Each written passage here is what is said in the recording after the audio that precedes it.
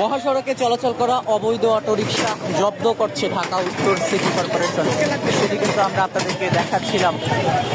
রাজধানীতে ঢাকা উত্তর city corporation রাজধানীতে অবৈধভাবে অটোরিকশা, ব্যাটারি চালিত ভ্যান যেগুলো চলছে,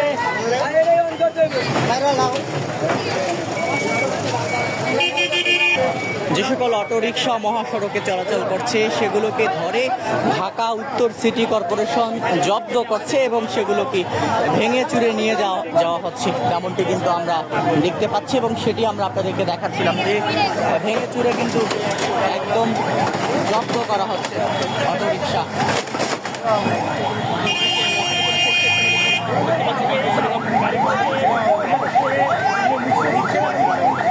একদম ভেঙে চুরে কিন্তু সব অটোরিকশাকে তুলে নিয়ে যাচ্ছে ঢাকা উত্তর সিটি কর্পোরেশন।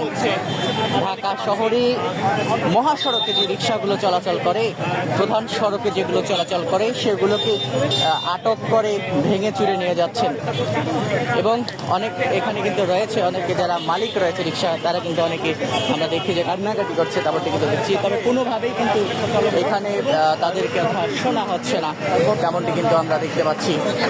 রিক্সা কিন্তু ভেঙে চুরে নিয়ে যাচ্ছে।